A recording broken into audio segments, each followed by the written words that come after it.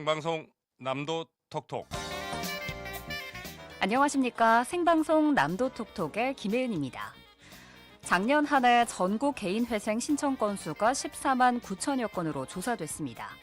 2023년 12만 1천여 건에서 24년 12만 9천여 건으로 1년 사이 약 8천여 건 소폭 증가했던 것과 다르게 지난 2025년에는 24년에 비해서 무려 2만 건 가까이 대폭 증가한 건데요. 단순한 통계를 넘어 우리 서민 경제에 빨간불이 켜진 건 아닌지 우려의 목소리가 높습니다. 생방송 남도 톡톡 별의별 정보. 오늘은 전남도 금융복지상담센터의 박혜란 상담사 모시고 개인 회생제도에 대한 이야기 나눠보겠습니다. 재밌고 다양한 정보가 한가득. 별의별 정보.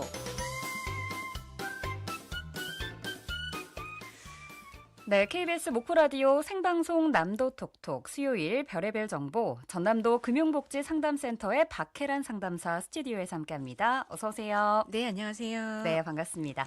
앞서 오프닝에서도 전해드렸지만요. 작년 한 해 개인회생 신청 건수가 크게 늘었습니다. 또 개인회생이 꾸준하게 증가하는 추세로 알고 있는데요. 상담 현장에서도 그 분위기가 좀 체감되실 것 같아요. 네. 이렇게 증가하는 원인, 특별한 이유가 있을까요? 네, 저도 오기 전에 그 최근 법원 통계 월보를 통해서 5년간의 그 개인 파산 사건이나 개인 회생 사건의 접수 건수를 좀 찾아봤었는데요. 네. 의외로 개인 파산은 소폭 감소 추세에 있고요. 말씀하신 것처럼 개인 회생 신청이 좀 증가를 하고 네. 있더라고요. 특히 그 2025년 증가세가 굉장히 뚜렷했었는데요.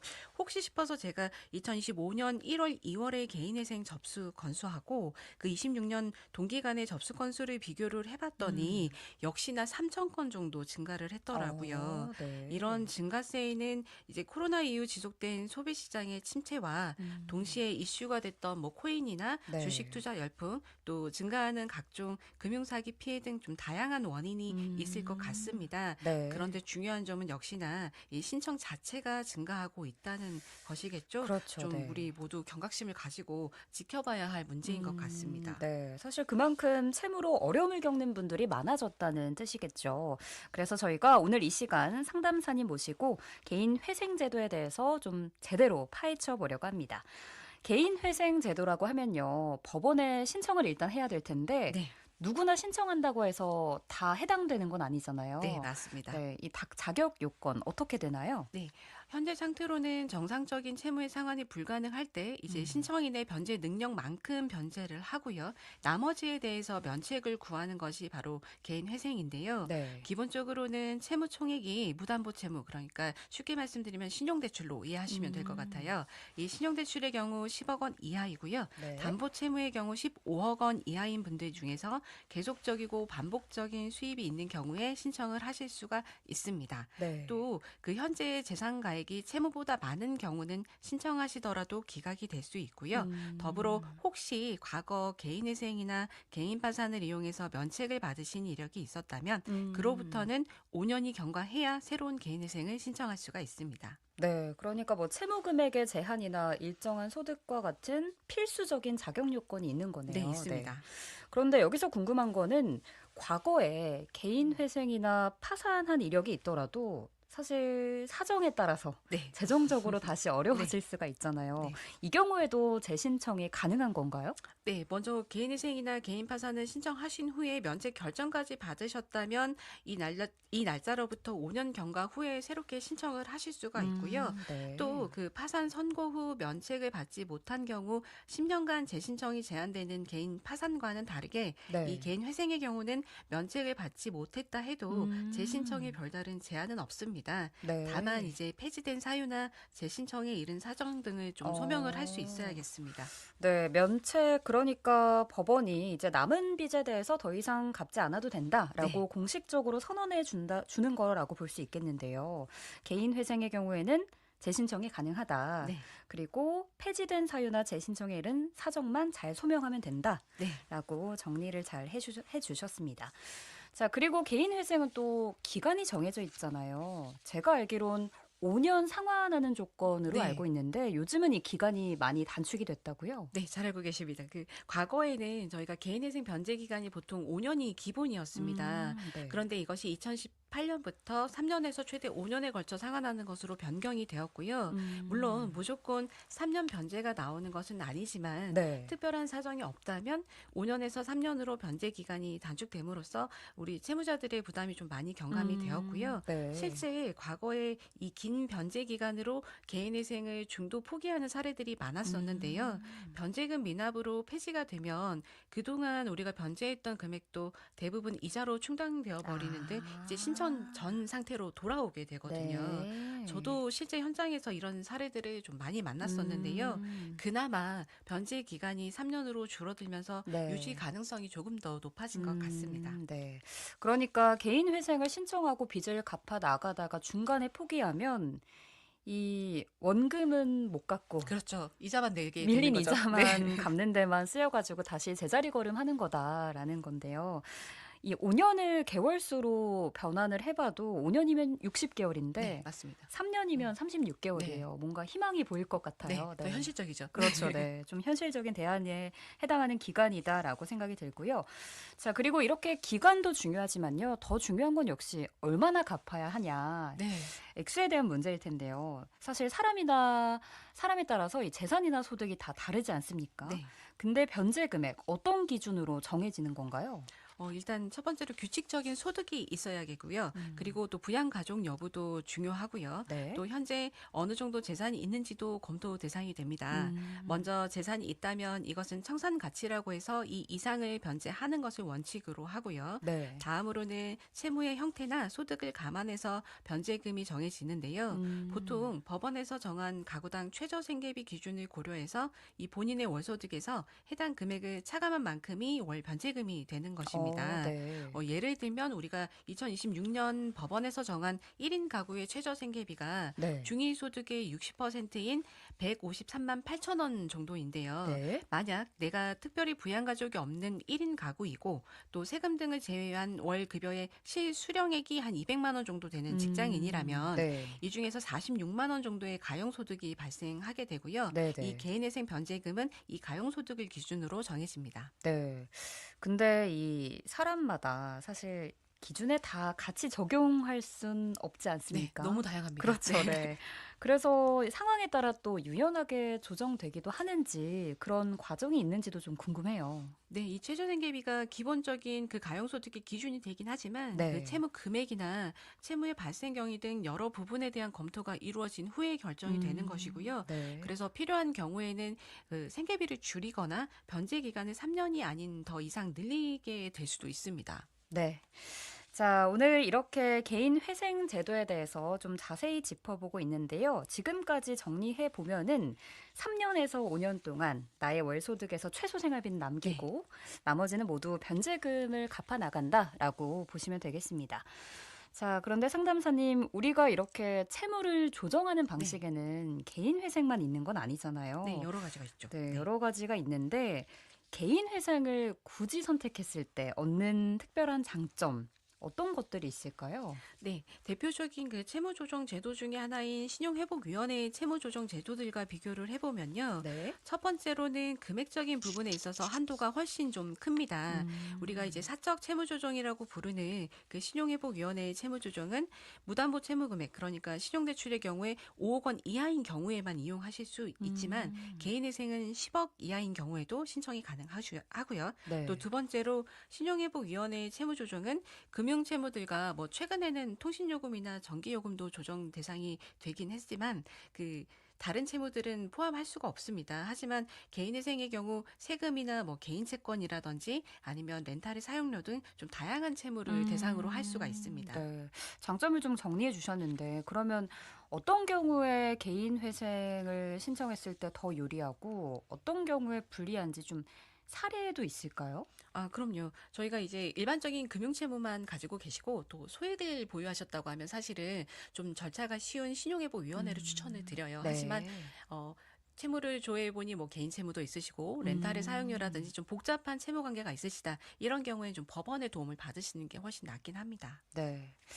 자, 그리고 사실 채무로 이 어려움을 겪고 있는 분들을 보면은 세금도 잘 네. 체납되곤 하잖아요. 근데 이 개인 회생으로는 세금도 그렇고 개인 채권도 네, 정리가 정리할 수 있습니다. 되니까 정말 큰 장점이다라는 생각이 드는데 결국 개인 회생으로 정리할 수 있는 채무의 종류가 다양하다. 좀 이렇게 이해해 볼 수 있을 것 같아요. 네. 그런데 반대로 개인 회생으로도 해결이 안 되는 어떤 그런 예외적인 채무도 있을까요? 네, 그럼요. 저희가 개인회생이나 개인 파산이라고 해서 절대적으로 모든 것을 다 정리해 주는 것은 아니니까요. 네. 개인회생도 개인 파산과 동일하게 뭐 조세채권이라든지 벌금이나 과료, 양육비, 임금 등 이 비면책 대상 채권은 동일합니다. 음. 그리고 세금의 경우에는 개인회생 채권자 목록에 포함하실 수는 있지만 네. 이 신청인의 변제 기간 중 절반인 2분의 1 이하의 기간 동안 이 세금에 대한 전액 변제가 가능해야 포함을 하실 수가 있고요. 네. 이처럼 말씀하신 것처럼 이렇게 개인회생으로 전부 다 정리된다. 요렇게 음. 이해하시면 좀 곤란하긴 합니다. 네. 그러면 사실 상담이 네, 필수겠네요. 네. 그럼요. 자, 당연히 모든 걸 만족시킬 수 있는 대안은 현실적으로 찾기 어려운 것 같습니다. 그럼에도 불구하고 개인 회생만의 장점이 있으니까 오늘 저희 개인 회생 정보에 대한 정보들 잘 들어보시고 좀 도움 얻어가셨으면 좋겠습니다. 자, 그런가 하면은 이 개인 회생의 경우에는 법적인 강제성이 있다 보니까 네, 신청했을 즉시 네, 채권자의 독촉이라던가 압류를 중단시킬 수 있으니까 네, 심리적인 안정감을 가질 수 있다는 게 네, 가장 큰 장점인 것 같아요. 네. 그래서 항상 급하게 신청하십니다. 그래서 아까 앞서 오프닝에서도 신청 건수가 늘고 있다라고 소개해드렸지만 계속해서 많은 분들이 신청하시는 게 아닐까라고 생각이 드는데요. 어떤가요?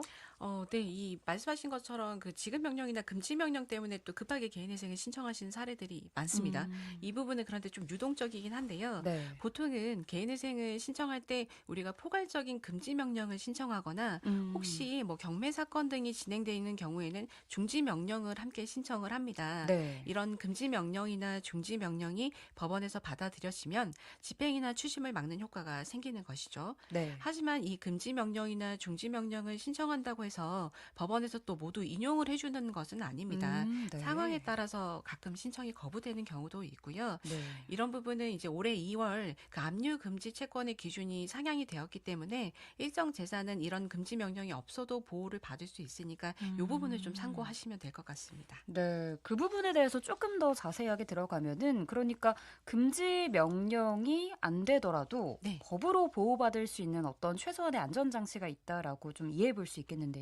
맞습니다. 그게 어떤 건가요? 네, 지난 2월에 이제 개정이 됐고요. 기존에 우리가 뭐 통장에 있는 잔액이라든지 음. 아니면 보험의 잔액이라든지 아니면 대표적으로 월급이 되겠죠. 네네. 급여 같은 경우에는 185만 원까지 보호를 받을 수 있었는데요. 이 부분이 250만 원으로 상향이 됐고요.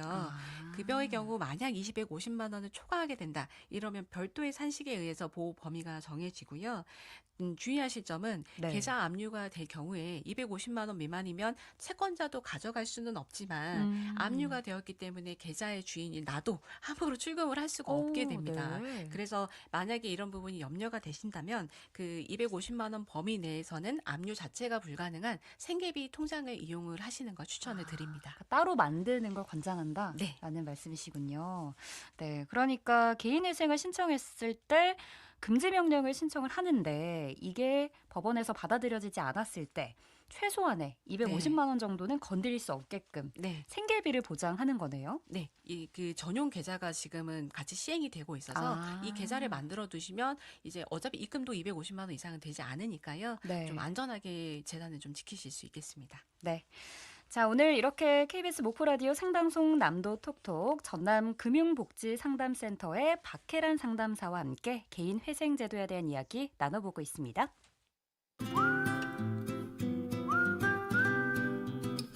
상큼한 바람처럼 당신 곁에 편안한 친구. 생방송 남도 톡톡이 함께합니다.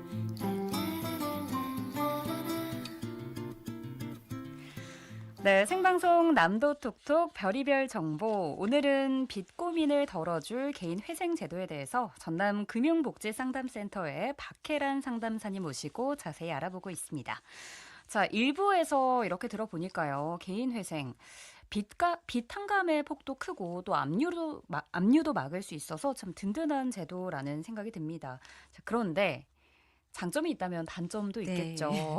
상담사님이 보시기에 개인 회생의 단점 어떤 게 있을까요? 네, 제 입장에서는 가장 먼저 떠오르는 부분이 좀 서류 준비하는 과정들이 떠오르는데요. 네. 보통은 우리가 개인 파산이나 개인 회생은 좀 어렵다고 느끼셔서 처음에 전문 법률 서비스의 의뢰를 많이 하세요. 네. 그런데 일단 이 법률 서비스를 이용하는 비용이 만만치가 않죠.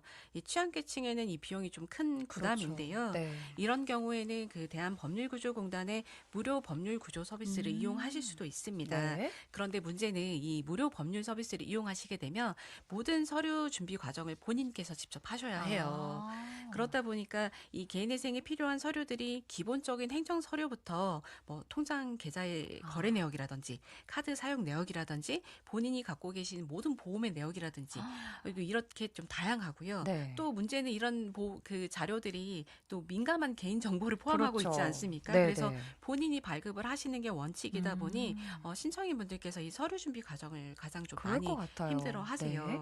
그리고 또 법원에 접수를 해도 이 이후에 보정이라고 하는 추가적인 서류 제출 과정이 또 있습니다. 네. 그렇다 보니 서류로 본인의 상태를 온전하게 입증을 해야 하는데 이런 것들이 좀 첫 번째 난관이 되는 것이죠. 네, 당연히 아무래도 절차가 까다로울 수밖에 없을 것 같습니다.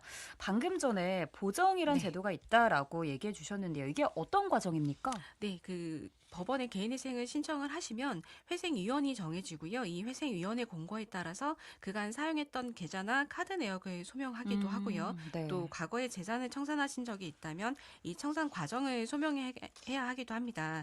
이 개인의 상황에 따라서 보존 공고 내용이 정말 천차만별이라서요. 이 과정도 좀 회생의 어려움 중에 하나죠. 뭐 예를 들면 어떤 분은 3년 동안의 계좌 거래 내역을 전부 다 소명하라는 경우도 있었고요. 3년을요? 네. 그리고 또 어떤 분은 아주 예전에 처분한 부동산을 처분해서 어떻게 썼는지를 소명해라는 경우도 있었고요. 네. 정말 좀 다양해요. 근데 이게 소명이 안 될 경우에는 어떻게 되는 그게 거예요? 문제입니다. 개인회생의 경우 이 재산 처분에 관한 것들이 예를 들어 소명이 안 되잖아요. 네네. 그러면 제가 아까 말씀드렸던 청산가치로 반영을 해버릴 수가 있어요. 그러면 우리가 기본적으로 이 청산가치라는 나의 재산보다 많이 갚아야 나가야 하기 때문에 갚아 나가야 될 금액이 점점 올라가게 되는 것이죠. 거군요. 네. 이렇게 얘기를 들어보니까 중간에서 그렇게 해서 포기하시는 분들도 더러 있을 것 같아요. 제가 비율로 제가 언뜻 기억하면 저에게 신청을 하신 분들 중에 네. 비율이 그래도 20% 이상은 돼요. 이런 20%. 과정들이 너무 힘들어서 네. 왜냐하면 사실 계좌의 거래 내역이라는 것은 나 말고는 모르는데 그렇죠. 우리도 생각해 보면 2년 전, 3년 전의 계좌 거래 내역을 아. 다 기억하기 쉽지 않거든요. 어렵죠, 네. 네. 근데 그걸 또 소명을 해야 되잖아요. 네, 그렇죠. 소명을 안 하면 개인회생을 신청하는 의미가 없어지니까요. 좀 쉽지는 않습니다. 사실 제도가 좋기는 한데 네. 어려운 제도예요. 네, 그러니까 단순히 신청하고 끝이 아니라 법원과 계속해서 소통을 하면서 네. 중간에 이런 소명을 하고 이런 보정 과정들이 필수로 뒤따른다라고 좀 이해해 볼 수 있겠습니다. 상담사님 혹시 이외에도 또 다른 단점도 있습니까? 네, 저희가 중간 보존 과정 외에도 이거는 이제 어찌 보면은 장점이자 단점인데요. 네. 일단 워크아웃처럼 신용회복위원회 채무조정 제도도 그렇지만 개인회생도 그렇고 모두 일정 기간 꾸준히 변제를 해 나가는 제도이다 보니 중간에 납입을 중단할 경우 제도 자체가 폐지가 됩니다. 아하. 물론 우리가 3, 4개월에 걸친 유예 기간은 있지만 갑작스런 사정이 생겨서 장기간 납부를 하지 못하면 지금까지 변제했던 금액이 이자로 좀 충당되는 거죠. 네. 또 하지만 한편으로 생각하면 채무를 일시에 다 갚지 않고 분납을 할 수 있다 보니까 성실하게 변제만 하신다면 훨씬 부담이 적다는 부분에서는 이 부분은 또 장점이 될 수 있습니다.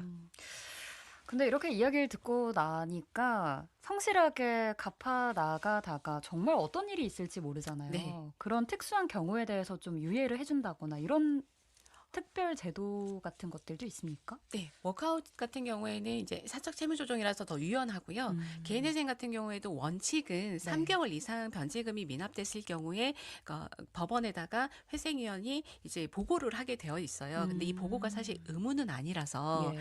어느 정도의 사정을 감안하고 좀 약간 사정을 여의가 얘기했을 때 네. 여의치 못한 사정이라면 좀 개월수를 좀 늘려주는 경우도 있습니다. 네.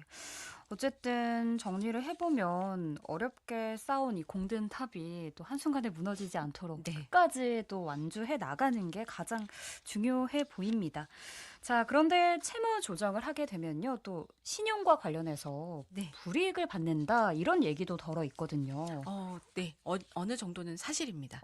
네. 근데 이걸 걱정하시는 분들도 많을 텐데 어떤 부분인지 좀 자세하게 설명해 주시죠. 네, 말씀하셨던 대로 우리가 개인회생을 신청하게 되면 현재 정상적으로 사용하고 있는 신용카드부터 정지가 될 수 있습니다. 또 회생을 신청한 사실이 채권자들에게 알려지게 되는데요. 이 개인회생 절차가 시작되고 바로 공공정보에 기록이 등재가 됩니다. 예. 하지만 이 공공정보 등록과 관련해서는 과거에 그 개인회생 변제가 모두 끝나고 공공정보 기록이 해제됐던 것에 비해서 이제는 1년 이상만 성실 변제를 하신 경우에는 기록 해제가 가능하도록 좀 채무자에게 유리한 방법으로 보완은 됐습니다. 네. 자, 그러면 관련해서 현재 전남 금융복지 상담센터에서도 많은 상담들이 현재 진행 중일 것 같아요. 네. 개인 회생을 진행한 사례, 실제 사례도 많죠? 예, 그럼요. 일단 개인회생 같은 경우에는 앞으로 근로를 하실 수는 있지만 지금 당장 채무가 너무 많아서 정상적으로는 변제를 할 수 없을 때 선택하는 방법이다 보니 네. 또 법률 서비스의 수임료가 좀 상당합니다. 수백만 원에 그렇죠. 이르거든요. 예. 그래서 일단은 저희에게 1차적으로 상담을 원하시는 경우가 굉장히 많고요.